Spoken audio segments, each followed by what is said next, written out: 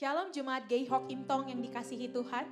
Bersyukur kita bisa beribadah di minggu terakhir dari bulan Februari.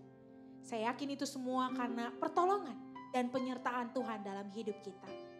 Saat ini, mari siapkan hati untuk menyembah Allah kita dan menikmati hadiratnya dalam kebaktian hari ini. Mari kita mengambil waktu untuk berdoa di hadapan Tuhan. Doa teduh.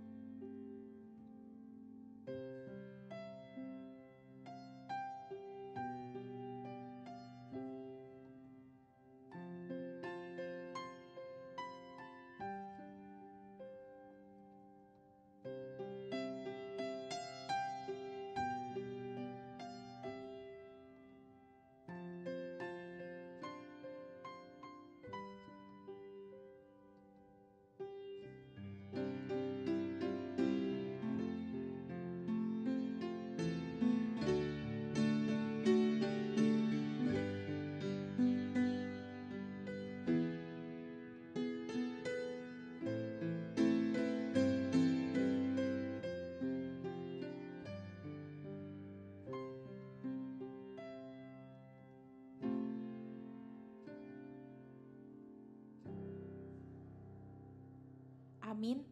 Mari kita bangkit berdiri. Ibadah kita pada hari ini dilandaskan pada pengakuan bahwa pertolongan kita ialah dari Tuhan yang menciptakan langit dan bumi dan segala isinya. Tuhan yang tidak pernah meninggalkan perbuatan tangannya, serta Tuhan yang memelihara ciptaannya sekarang ini sampai selama-lamanya. Turunlah kiranya atas kita kasih karunia dari Allah Bapa, Allah Putra, dan Allah Roh Kudus. Bapak Ibu Saudara yang dikasihi Tuhan, dengarkanlah nats panggilan beribadah hari ini yang terambil di dalam Mazmur pasal yang ke-99 ayatnya yang ke-5. Tinggikanlah Tuhan Allah kita dan sujudlah menyembah kepada tumpuan kakinya. Kuduslah Ia. Mari kita meninggikan Tuhan Allah kita karena Dia adalah Allah yang maha kudus dan suci. Mari kita naikkan pujian. Suci, suci, suci.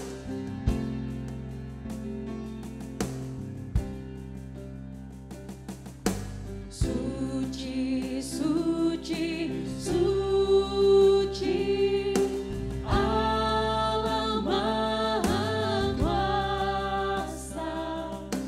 Kami dini hari memuji nama-Mu.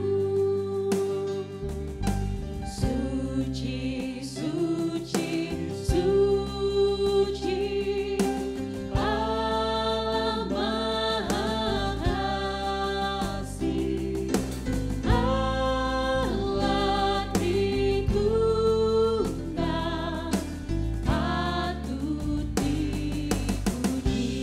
Katakan suci, suci, suci. Suci, suci, suci, walau tersembunyi, kaum yang berdosa tak nampak wajah-Mu. Hanya Kau yang suci, tiada terbanding. Kuasa sempurna, indah dan murni. Mari menyembah Allah kita. Katakan, ku menyembah-Mu Tuhan. Ku menyembah-Mu, ku sembah-Mu, ku menyembah-Mu, ku sembah-Mu, sebab nama-Mu kudus.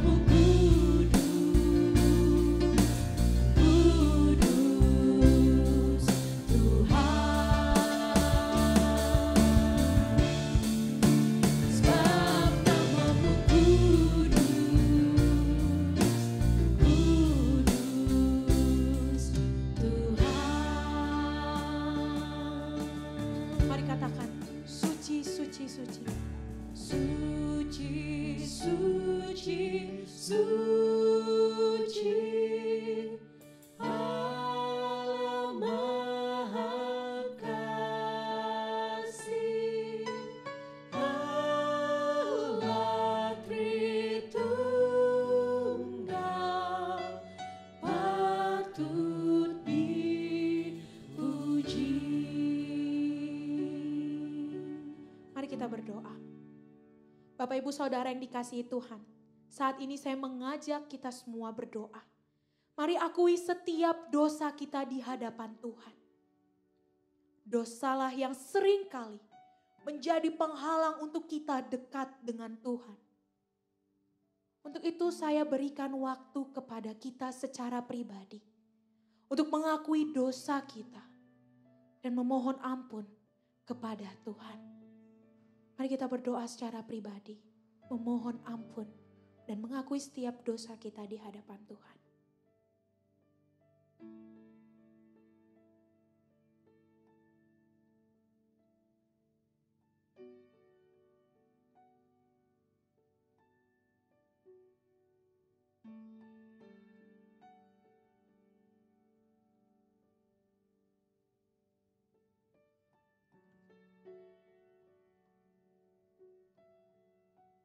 Bapa di dalam surga, kami tahu benar Engkau adalah Allah yang maha suci. Engkau adalah Allah yang kudus Tuhan. Kami sadar benar siapa diri kami di hadapan Tuhan. Kami adalah manusia yang lemah.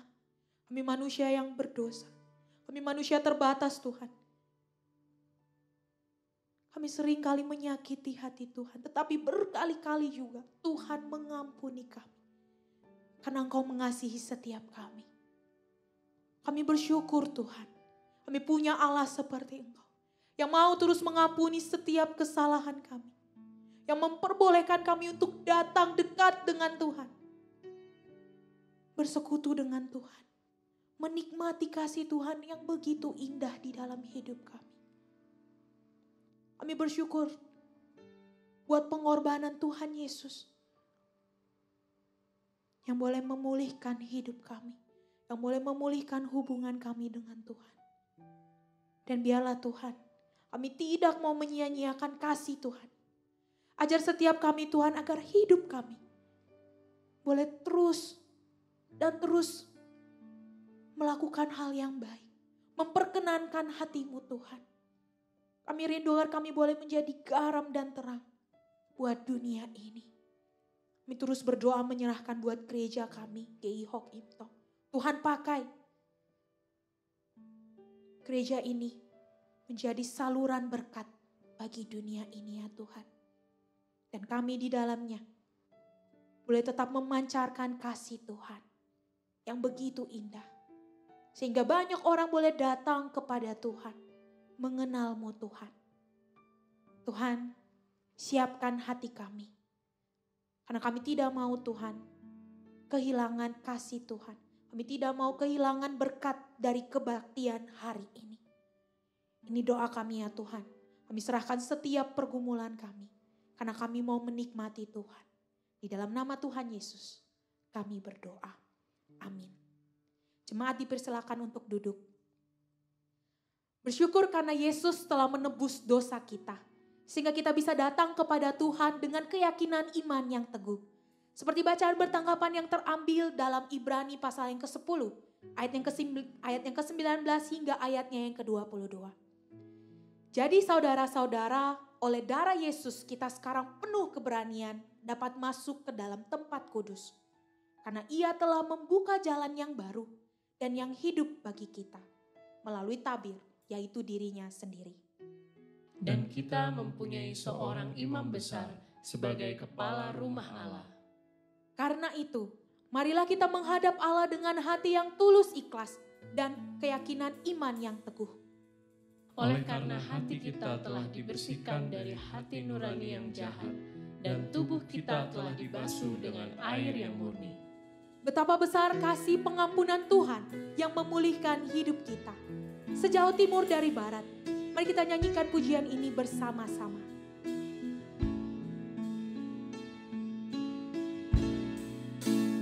Betapa besar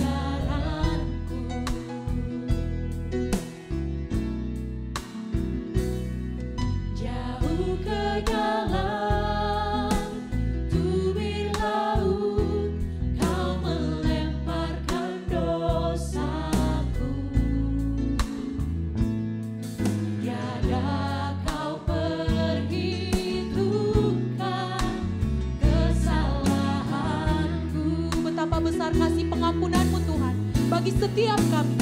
Betapa besar kasih pengampunan-Mu Tuhan. Tak Kau pandang hina hati yang hancur. Kami berterima kasih Tuhan, karena Kau telah menyelamatkan kami. Ku berterima kasih kepadamu ya Tuhan. Pengampunan yang Kau beri, pulihkanku. Pengampunan yang Kau beri Tuhan, memulihkan setiap kami. Pengampunan yang Kau beri, pulihkanku.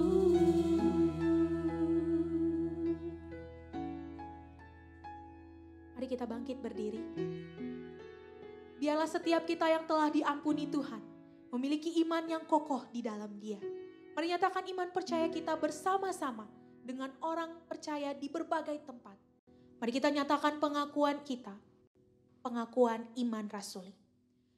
Aku percaya kepada Allah, Bapa yang Maha Kuasa, Khalik langit dan bumi, dan kepada Yesus Kristus anaknya yang tunggal Tuhan kita, yang dikandung dari Roh Kudus, lahir dari anak darah Maria, yang menderita sengsara di bawah pemerintahan Pontius Pilatus, disalibkan, mati dan dikuburkan, turun ke dalam kerajaan maut, pada hari yang ketiga bangkit pula dari antara orang mati, naik ke surga, duduk di sebelah kanan Allah, Bapa yang Maha Kuasa, dan dari sana Ia akan datang untuk menghakimi orang yang hidup dan yang mati.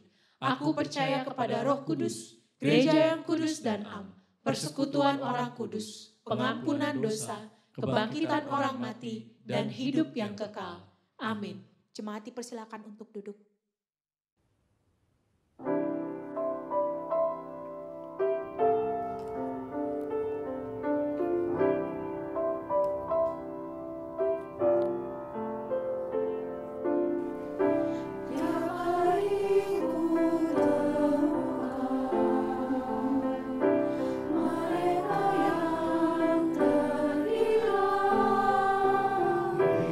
Hidup yang kekal.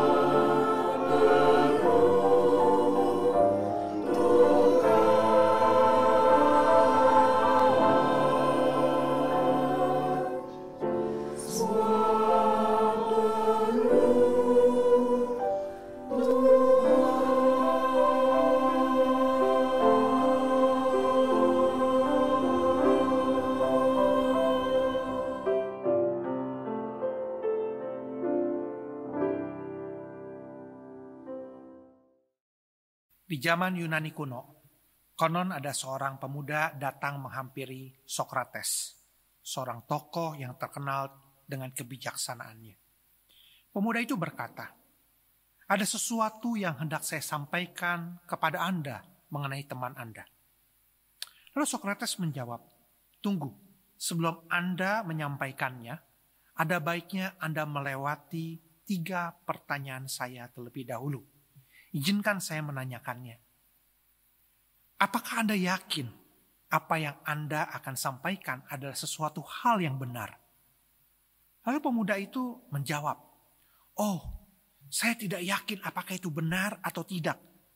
Justru saya baru mendengar kabar itu dan saya segera hendak menyampaikannya kepada Anda." "Baiklah," kata Sokrates.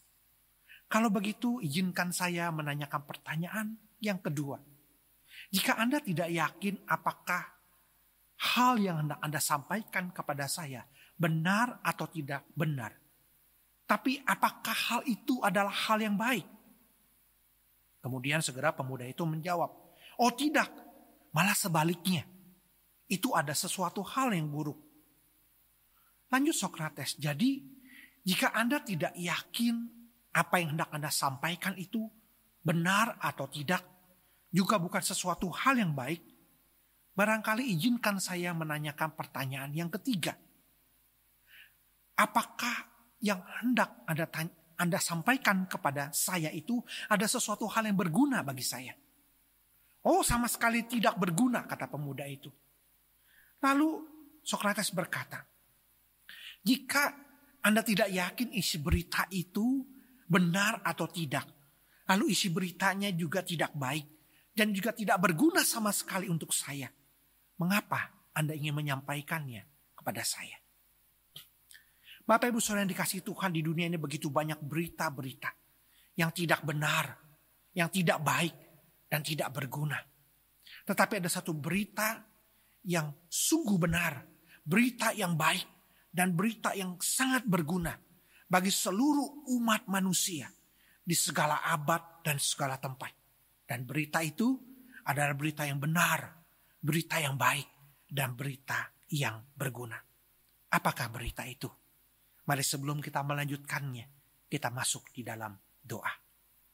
Maha besar Allah yang kami muliakan dan agungkan, pada hari ini kami ingin kembali membuka hati kami untuk mendengarkan sabda firman-Mu di hari Minggu, di hari perhentian ini. Tuhan, biarlah kami boleh mendengar isi hati-Mu, sesuatu hal yang benar, yang baik dan berguna. Dan sungguh Tuhan, kami menantikan hati kami juga diubah di hadapan Engkau. Berbicaralah kepada kami ya Tuhan. Biarlah kebenaran firman Tuhan yang disampaikan hanyalah membawa kemuliaan bagi nama Tuhan. Di dalam nama Tuhan Yesus Kristus kami mohon dan kami meminta semuanya ini. Amin. Di dalam Alkitab, kitab suci orang Kristen, khususnya di dalam Perjanjian Lama, ada 3 jabatan yang sangat signifikan yang Tuhan pakai untuk menggenapi akan rencana Allah yang agung dan mulia itu. Yang pertama adalah jabatan imam, yang kedua adalah jabatan nabi, dan yang ketiga adalah jabatan raja. Apa tugas imam dan nabi? Ada kesamaannya. Mereka sama-sama adalah perantara antara umat dengan Tuhan. Tetapi perbedaannya adalah bagi imam dia bertugas vertikal ke atas. Artinya dia membawa isi hati umat kepada Allah melalui doa dan persembahan. Sementara nabi bertugas vertikal ke bawah. Dia membawa isi hati Allah. Berita dari Tuhan kepada manusia. Pada hari ini kita akan melihat apa yang menjadi berita atau isi hati Tuhan kepada manusia melalui salah satu kitab nabi di dalam Alkitab, yaitu Nabi Yehezkiel. Berita yang Tuhan titipkan kepada Nabi Yehezkiel untuk disampaikan kepada umat. Dan berita ini pastilah bukan berita yang tidak benar, tapi berita yang benar, berita yang baik, dan berita yang berguna. Dan berita itu adalah isi hati Allah sendiri bagi umat kesayangannya yang pada saat itu berada di pembuangan. Saat di mana Yeskiel dipanggil menjadi nabi Tuhan. Bapak Ibu saudara dikasih Tuhan, Yeskiel dipanggil, diperkirakan pada saat itu sejaman dengan Yeremia. Dan diperkirakan Yeskiel seumuran dengan Daniel. Sebab pada saat itu Daniel dibawa pergi ke Babel ketika Yeskiel berusia 17 tahun. Perbedaannya dengan Daniel, Yeskiel berkeluarga. Hidup sebagai warga biasa di antara para buangan Israel saat itu di tepi sungai Kebar. Dan hal yang menarik dicatat di dalam Yeskiel pasal 24. Tuhan mengambil nyawa daripada istri Nabi Yeskiel sendiri. Sebagai apa? Sebagai sebuah lambang simbol berita yang Tuhan ingin sampaikan mengenai kejatuhan Yerusalem. Sebuah panggilan yang berat bukan? Tapi walaupun berat, Yeskiel begitu setia menjalankan panggilan itu.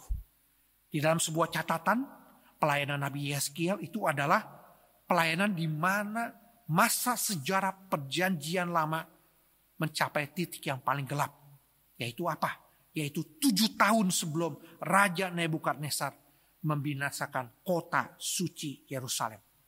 Tetapi puji Tuhan, di dalam yang kita baca bahwa Yeskiel tetap setia melayani Tuhan sampai akhir hayatnya. Lalu apa menjadi isi utama daripada isi berita kenabian yang disampaikan oleh Nabi Yeskiel yang merupakan isi hati Allah bagi umat Tuhan?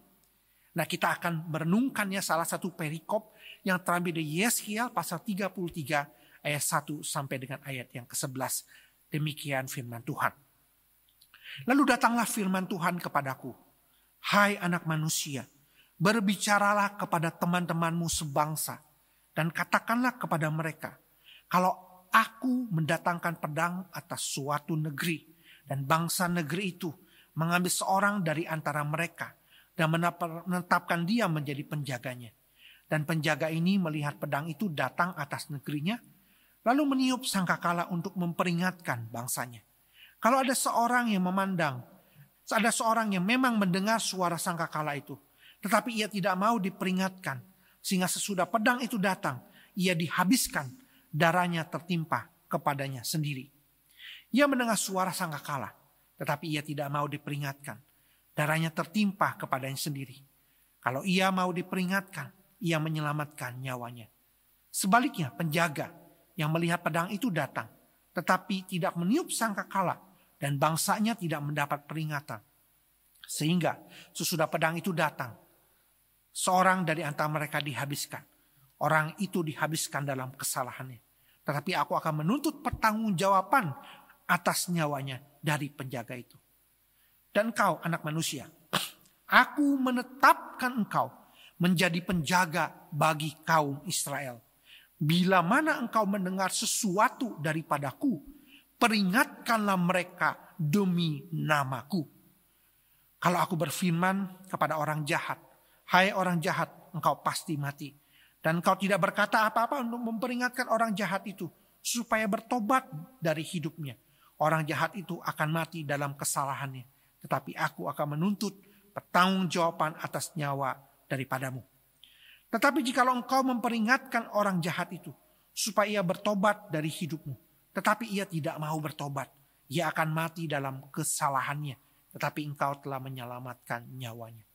Dan engkau anak manusia, katakanlah kepada kaum Israel, kamu berkata begini, pelanggaran kami dan dosa kami sudah tertanggung atas kami, dan karena itu kami hancur. Bagaimanakah kami dapat tetap hidup? Katakanlah kepada mereka, demi aku yang hidup, demikianlah firman Tuhan Allah, aku tidak berkenan kepada kematian orang fasik, melainkan aku berkenan kepada pertobatan orang fasik itu dari kelakuannya supaya ia hidup. Bertobatlah dari hidupmu yang jahat itu. Mengapakah kamu akan mati, hai kaum Israel? Sepanjang jauh pembacaan firman Tuhan, yang berbahagia mereka tidak hanya membaca, tapi melakukan kebenaran firman Tuhan dalam kehidupannya sehari-hari. Bapak Ibu Saudara yang dikasihi Tuhan, apa berita yang perlu dikatakan, perlu disampaikan oleh Nabi Yeskiel yang merupakan isi hati Tuhan kepada umatnya. Maka jikalau kita melihat inti beritanya terletak di dalam ayat yang ke-11. Dikatakan, demi aku yang hidup, demikianlah firman Tuhan.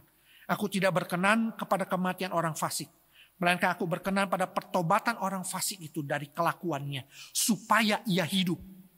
Bertobatlah dari hidupmu yang jahat itu. Mengapakah kamu akan mati, hai kaum Israel?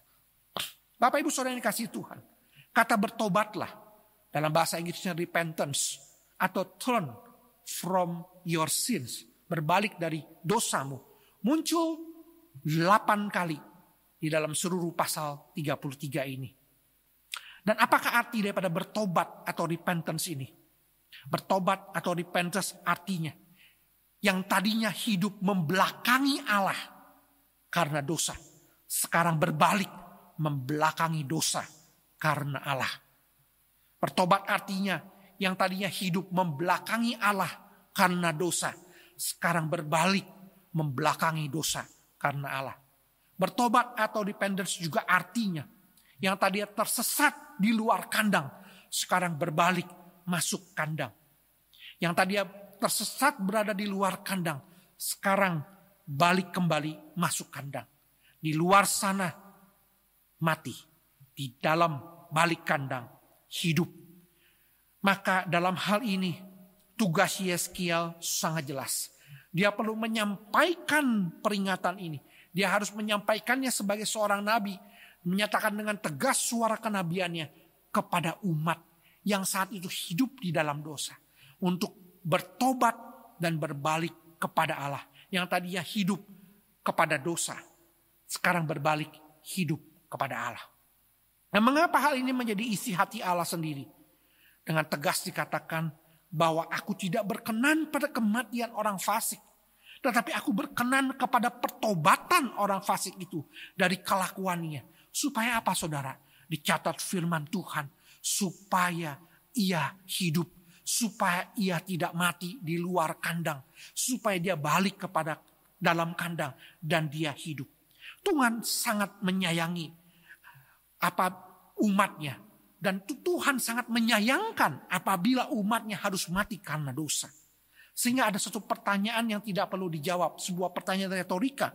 Di dalam ayat 11b dikatakan, Allah berkata, mengapakah engkau harus mati, hai kaum Israel?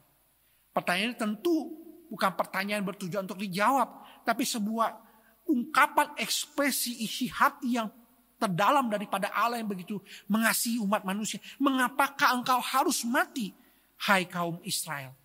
Jikalau kita lihat dalam perjanjian baru, Allah juga memiliki hati yang sama daripada perjanjian lama. Tercatat dalam 2 Petrus pasal 3 ayat 9. Tuhan tidak lalai menepati janjinya. Sekalipun ada orang yang menganggapnya sebagai kelalaian, tetapi ia sabar terhadap kamu. Karena ia menghendaki supaya jangan ada yang binasa, melainkan supaya semua orang berbalik dan bertobat. Ada sebuah percakapan yang terjadi antara seorang pengusaha pabrik sabun dengan seorang pendeta. Ada satu hari mereka berdua berjalan di tengah kota. Melihat begitu banyaknya kejahatan di kota, maka pengusaha ini menyindir Pak Pendeta. Pak Pendeta, Injil yang Anda khotbahkan, yang Anda beritakan, tidak ada gunanya tuh. Lihatlah, masih begitu banyak kejahatan-kejahatan yang terjadi di kota ini. Dan begitu banyak orang jahat berkeliaran di sana sini. Pak Pendeta terdiam. Dan dia sambil berdoa, dia minta hikmat pada Tuhan. Bagaimana menjawab yang terbaik. Lalu tiba-tiba dalam mereka terus berjalan, mereka berhenti di sudut jalan. Dan ternyata di sudut jalan itu terlihat ada sekumpulan anak-anak yang begitu kotor, begitu dekil sedang bermain lumpur. Tiba-tiba Pak Pendeta mendapatkan satu pencerahan dari Tuhan. Dan dia berkata kepada pengusaha sabun ini, lihat, sabun yang Anda produksi tidak ada gunanya. Lihat, begitu banyak anak yang masih kotor di dunia ini, di kota ini. Begitu banyak orang yang hidup dalam kekotoran. Lalu dengan spontan pengusaha sabun itu langsung menjawab, "Oh tentu saja Pak Pendeta, sabun yang saya produksi tidak akan ada gunanya apabila orang-orang itu menolak untuk menggunakannya secara langsung." Demikian juga Pak Pendeta langsung menjawab, "Demikian juga Injil yang saya beritakan tidak ada gunanya apabila orang-orang yang mendengarnya terus mengeraskan hati, menolak dan tidak mengalami langsung kuasa Injil itu." Berapa lama kita mau terus bermain di dalam lumpur dosa? Sementara sesungguhnya sabun sudah tersedia, tapi kita tolak untuk menggunakannya, membersihkan hidup kita yang kotor. Mengapa begitu banyak kali kita terus mencoba untuk mengulur waktu? Kita mencoba untuk buying time, untuk bermain di dua perahu. Kita mungkin berpikir asalkan semua permainan bisa disembunyikan dengan baik. Tidak apa, padahal permainan itu ada permainan yang sungguh jahat di mata Tuhan. Apakah kita merasa seakan hebat? Apakah kita merasa seakan pandai? Apakah kita merasa seakan kita cerdik? Kita merasa kita hebat, kita punya banyak cara mencari celah sana dan sini untuk berkompromi menikmati apa yang Tuhan tidak perkenan. Apakah kita masih mencoba untuk berkata a little bit more? Sedikit lagi Tuhan, saya masih mau menikmati dosa ini kemudian saya bertobat. Seakan kita memegang waktu hidup kita. Seakan-akan kita merasa kita punya banyak kesempatan dalam hidup ini. Sebegitu arogannyakah kita seakan kita adalah pengendali hidup ini. Bapak Ibu Saudara yang dikasihi Tuhan, saya masih ingat kisah kapal Titanic tahun 1912. Di mana pembuat kapalnya begitu arogan bukan? Mengatakan Tuhan pun tidak mampu untuk menenggamkan kapal yang terbaik, termewah, dan terkuat di jagat ini. Tapi kita tahu akhirnya kapal itu tenggelam, menabrak gunung es, dan memakan korban lebih dari 1.500 jiwa. Adakah di dalam hidup kita sesuatu hal yang kita pikir itu adalah yang terbaik, termewah, terkuat si jagat raya ini, yang menurut kita merasa masih belum butuh sekarang untuk cari Tuhan. Nanti saja balik kantangnya. Berhati-hatilah. Bila Tuhan belum ungkapkan dosa kita, bukan berarti kita boleh bermain-main dengan dosa dan yang kotor itu. Tapi kita harus membacanya, itu adalah kasih karunia Tuhan yang masih Tuhan dengan sabar berikan dan mengharapkan kita boleh bertobat dan hidup. Majalah Kristen, Christianity Today, mengeluarkan berita yang menggembarkan, yang saat ini juga sangat marak di sosial media. Seorang tokoh apologetika Kristen yang baru saja meninggal tahun lalu, tahun 2020, terungkap kasus pelecehan seksual yang menggoncangkan, membawa kemarahan berbagai pihak dan kalangan, baik Kristen maupun non-Kristen. Ya, kita semua tahu beliau adalah Ravi Zachariah. Seorang tokoh Kristen yang sangat dihormati. Seorang pembicara internasional yang bisa menghadirkan puluhan ribu orang. Menulis lebih daripada 30-an ribu buku. Membawa begitu banyak orang ateis dan skeptik untuk percaya kepada Tuhan. Dengan segala argumentasi apologetikanya yang luar biasa. Tetapi sayang, beberapa bulan setelah beliau meninggal, muncul laporan pengaduan dari beberapa perempuan yang telah dilecehkannya secara seksual. Walaupun terus terang, sampai saat ini masih menimbulkan pro dan kontra dari berbagai kalangan untuk mempercayai akan berita tersebut.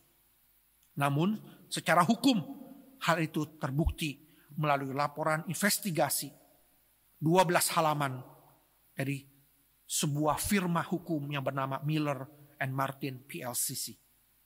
Kutipan dari majalah Christianity Today. Tentu pihak keluarga malu, kerabat marah. Bahkan para staf Ravi Zachariah International Ministry pun terpukul dengan kejadian ini.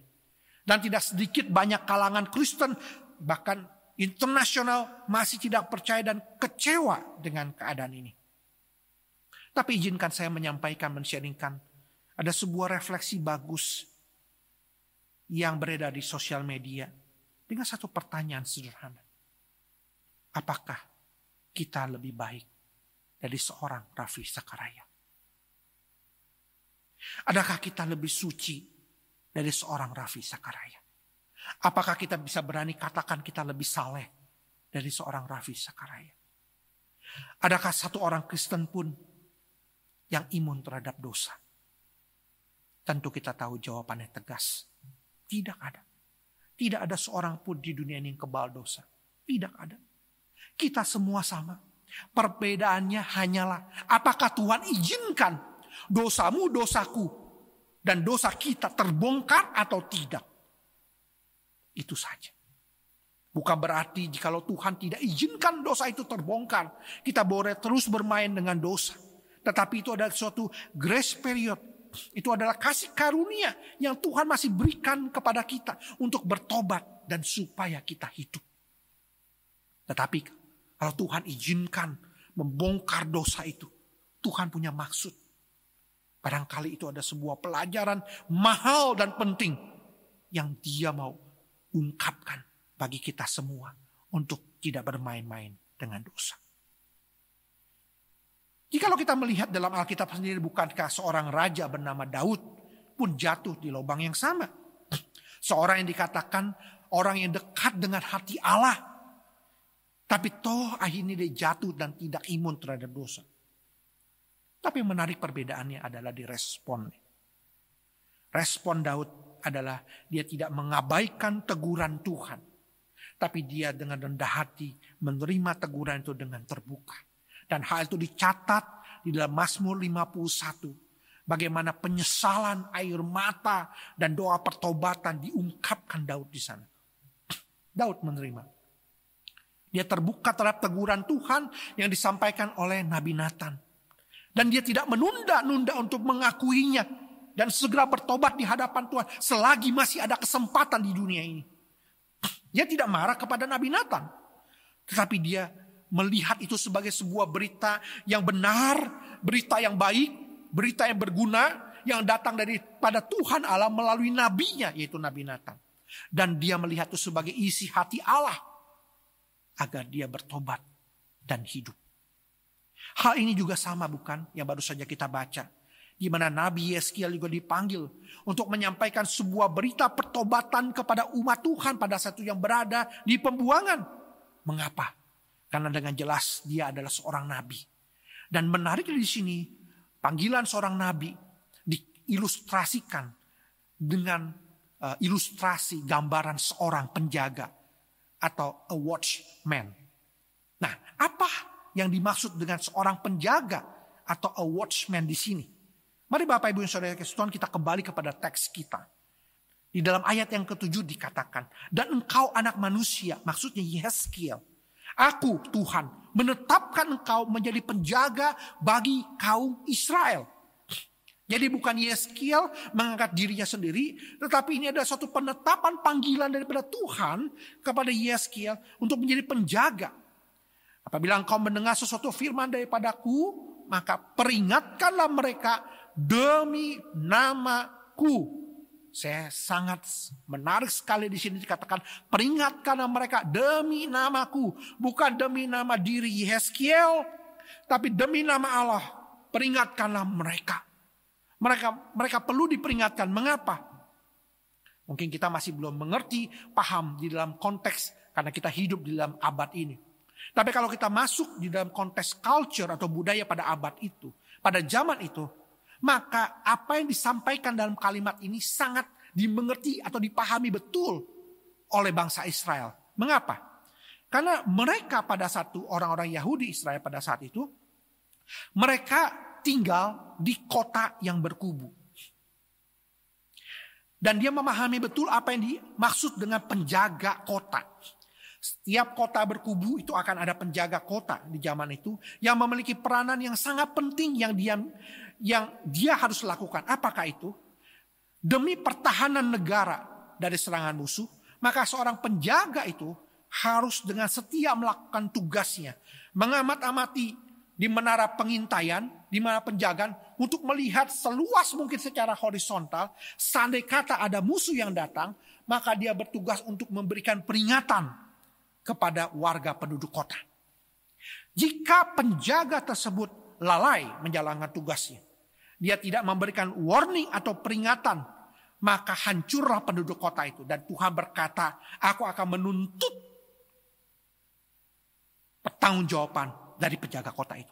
Tetapi penjaga kota yang baik adalah penjaga kota yang segera memberikan warning atau peringatan kepada para penduduk kota pada saat itu. Dan ketika penduduk kota mendengar peringatan itu, maka mereka akan bersiap dalam peperangan. Dan kota itu akan selamat dari musuh. Dengan kata lain, penjaga yang lalai menjalankan fungsinya, penjaga yang lalai jika tidak menjalankan fungsinya dengan baik, maka hancurlah kota tersebut. Firman Tuhan jelas hari ini berkata, setiap kita juga adalah penjaga bagi sesama kita, bagi kaum kita. Sama seperti Tuhan berkata kepada Nabi Yehezkiel. Aku menetapkan engkau, aku menetapkan Anda. Kita semua menjadi penjaga bagi kaum Israel, bagi gereja Tuhan, bagi umat Tuhan, bagi sesama kita. Bila engkau mendengar sesuatu firman daripadaku, maka tugas kita adalah dengan berani kita memperingatkan mereka.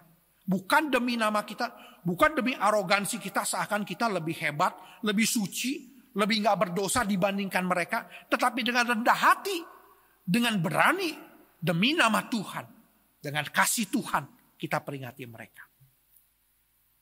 Pertanyaannya, apakah kita sudah menjalankan fungsi kita sebagai penjaga? Memberikan peringatan kepada kaum kita, kepada sesama kita, kepada keluarga kita, demi nama Tuhan. Apakah kita sudah memberikan peringatan, pertobatan kepada sahabat karib kita, yang kita kasih, yang kita cintai, sesama kita, demi nama Tuhan?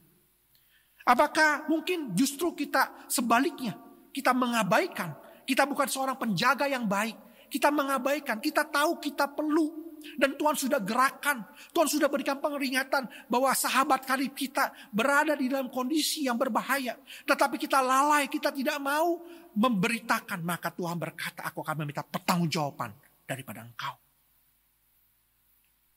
Sebagai suami, jikalau Tuhan bukakan mata kita, melihat istri kita berada di dalam kondisi perlu diperingati, apakah kita berani untuk memberikan peringatan itu demi nama Tuhan? Apakah para istri melihat suami berada dalam situasi yang berbahaya, apakah kita berani untuk memperingatinya demi nama Tuhan? Sebagai opah, sebagai omah, sebagai papa mama, sebagai orang tua, apakah kita berani untuk memberikan peringatan kepada anak cucu kita demi nama Tuhan, agar mereka hidup? Amsal 27 ayat 5 berkata, lebih baik teguran yang nyata-nyata daripada kasih yang tersembunyi.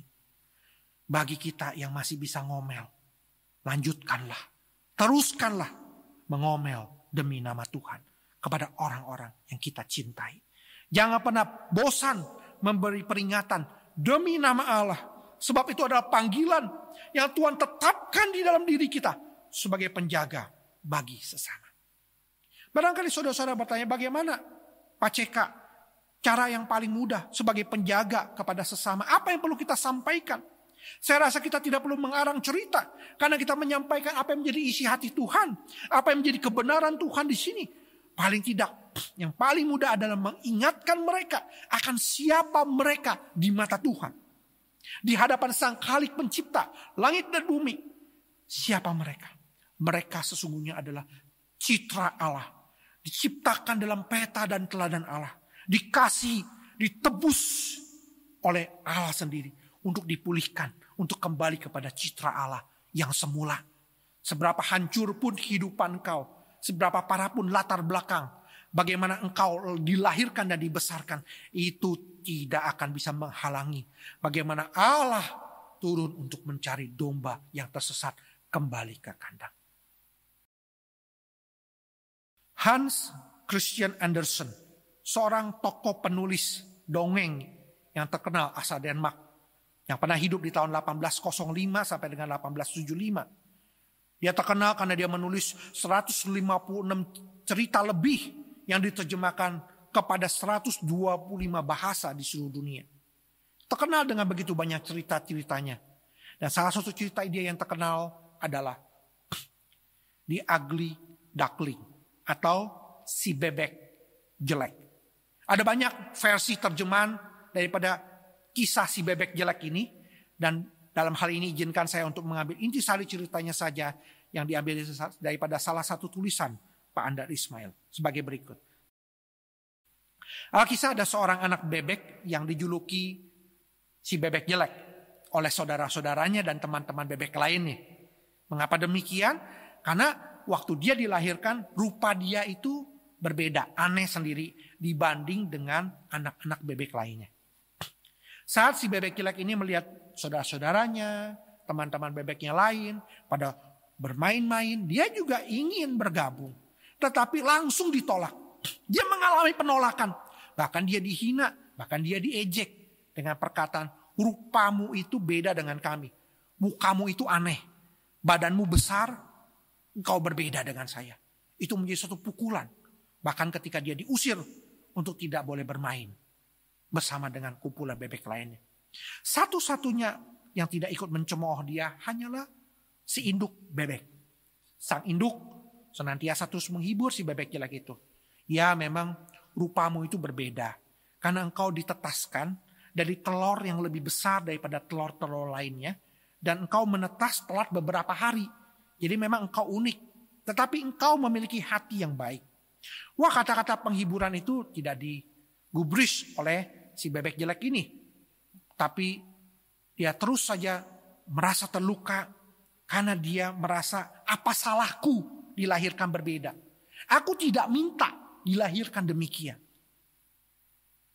Sampai akhirnya satu hari si bebek jelek ini menyendiri di tengah rumput-rumputan alang-alang di tepi sebuah danau.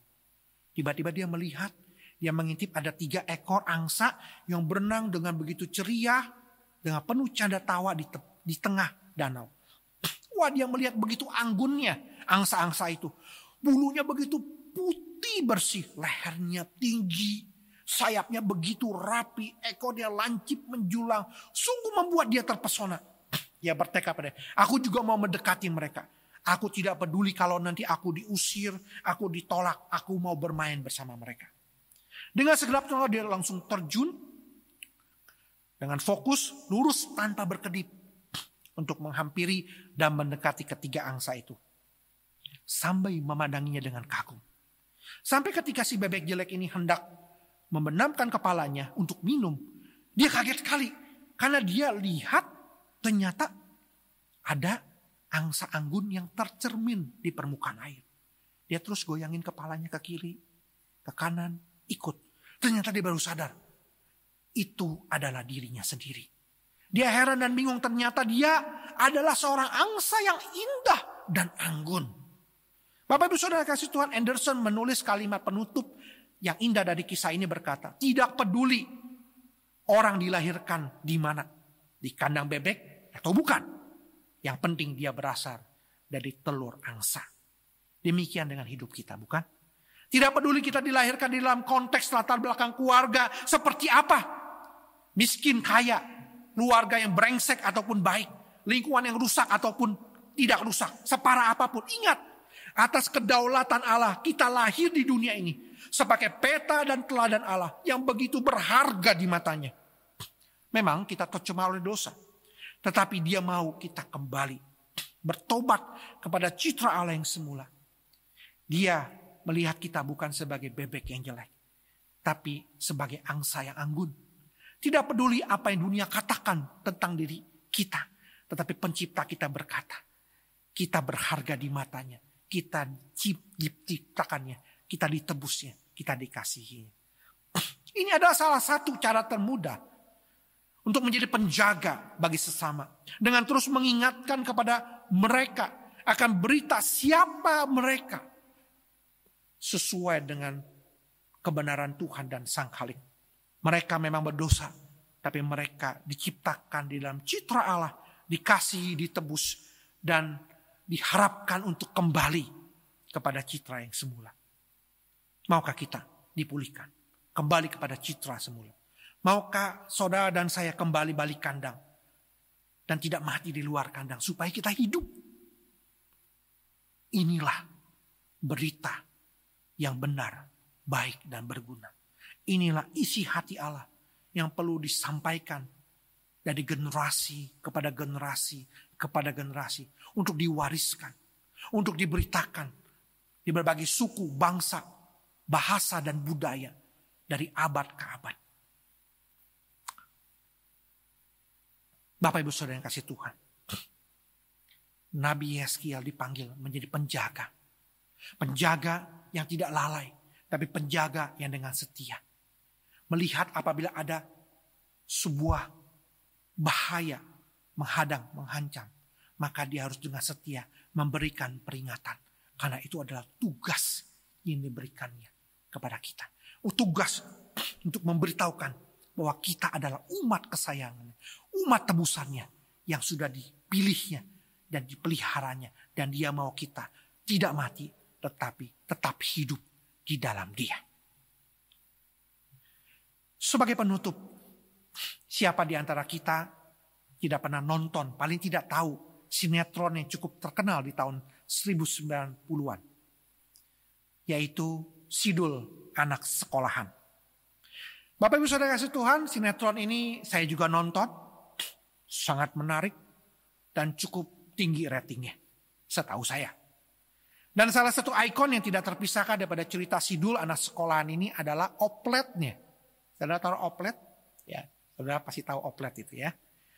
Harian Kompas 15 Mei tahun 2020 pernah menulis beberapa fakta tentang oplet Sidul ini. Pertama, oplet itu sesungguhnya adalah oplet tua. Dulu dibeli oleh Rano Karno hanya dengan seharga Rp500.000 saja.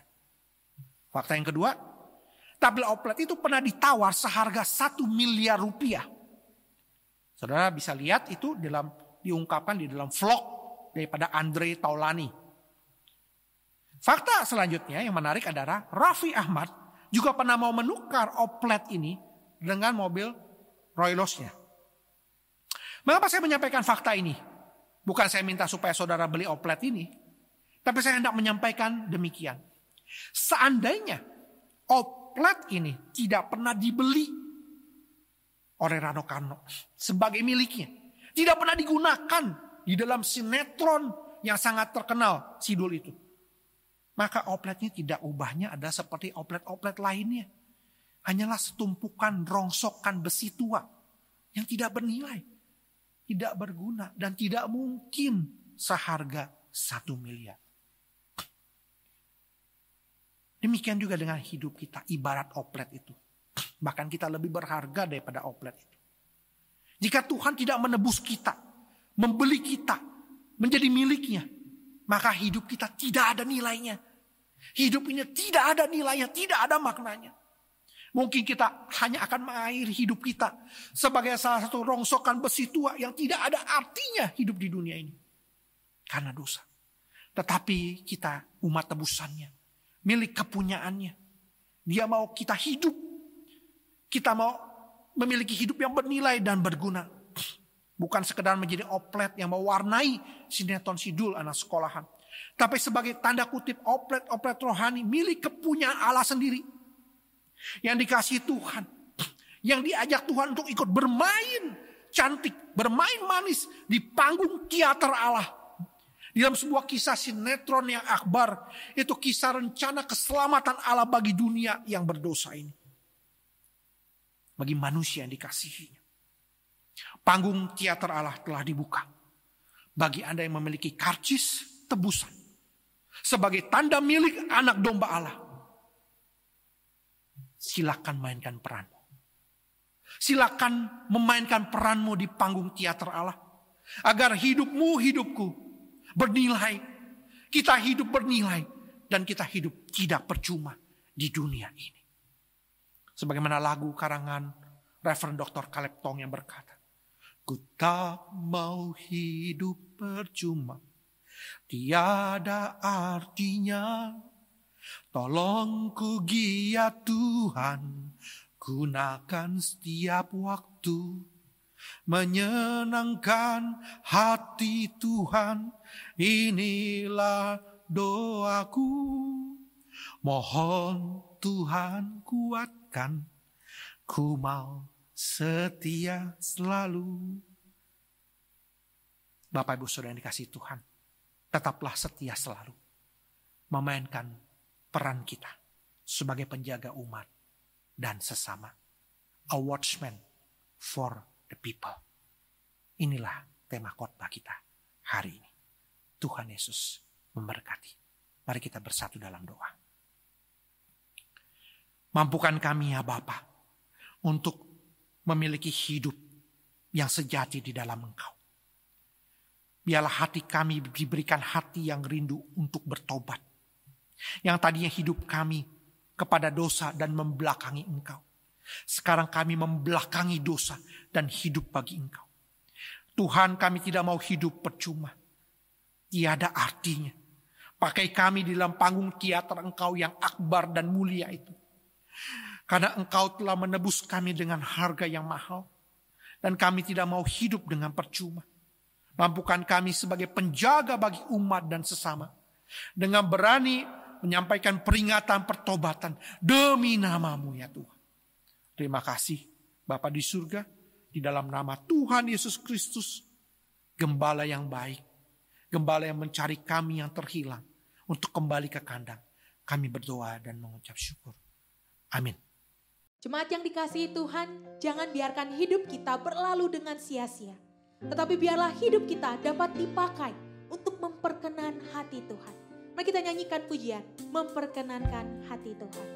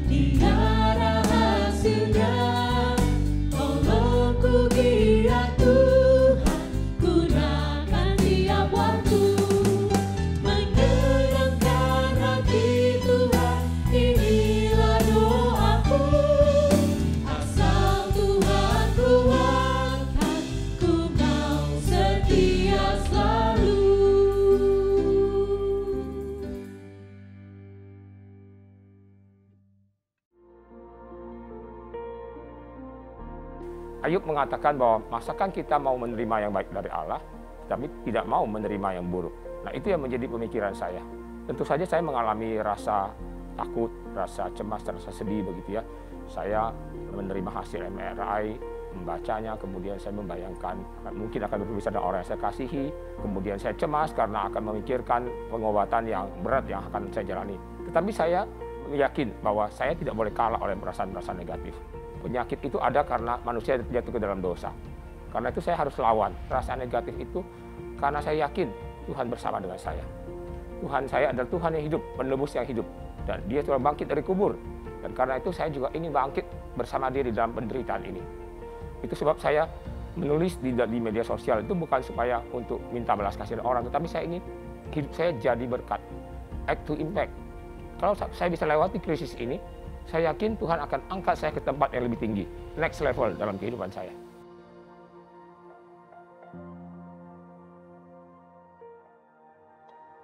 Saudara, kita akan segera memasuki bulan misi PMPI. Selama kita masih punya kesempatan, mari kita lakukan sesuatu pekerjaan pelayanan untuk Tuhan. Hidup adalah kesempatan. Setiap waktu hidup kita itu berharga. Tuhan memanggil kita bukan hanya untuk menikmati berkat-Nya, tapi Tuhan memanggil kita untuk bekerja bagi-Nya. Memuliakan Dia, menjadi berkat bagi sesama. Dalam hal apapun yang bisa kita lakukan, jangan sampai hidup kita menjadi sia-sia. Jika saudara belum menemukan makna hidup yang sejati, temukanlah itu dalam Kristus. Tapi jika saudara sudah menemukan makna hidup sejati dalam Kristus, maka bergiatlah untuk melayani Tuhan selagi masih ada kesempatan. hidup memuliakan Tuhan, menyenangkan hati Tuhan. Mari kita berikan bentuk ucapan syukur kita kepada Tuhan melalui persembahan. Saudara dapat memberikan persembahan melalui scan QR Code yang tertera pada layar Anda.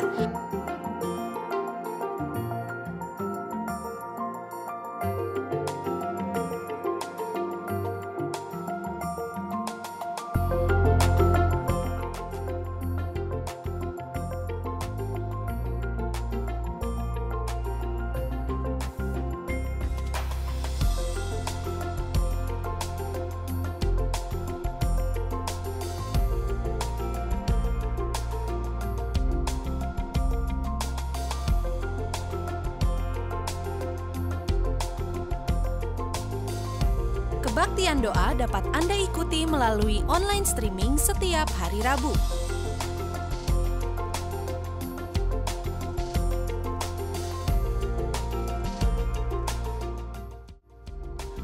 Follow Instagram @hokimtong dan simak informasi terbaru seputar GII Hokimtong. Mari jemaat yang Tuhan, saya undang kita untuk bangkit berdiri. Kita akan berdoa bagi persembahan kita dan kita akan menerima berkat Tuhan. Bapa di surga, kami memberikan persembahan kami ini kepada Engkau. Kami berdoa agar persembahan kami ini boleh berkenan di hati Tuhan dan dipakai untuk memperluas kerajaan-Mu. Kami juga berdoa bagi setiap kami ya Bapa, agar Engkau memberikan kepada kami hati yang berani untuk juga memberitakan akan berita pertobatan di tengah dunia ini demi nama-Mu. Arahkan hatimu dan terimalah berkat Tuhan. Kiranya kasih sempurna daripada Bapa Surgawi, cinta kasih daripada Tuhan Yesus di Kalvari, serta kuat kuasa Roh Kudus, boleh memberikan roh yang berani di dalam hidupmu untuk menjadi penjaga bagi umat dan sesama. Demi kemuliaan Allah Tritunggal, menyertai, meneguhkan, menguatkan saudara, mulai dari hari ini sampai selama-lamanya. Amin.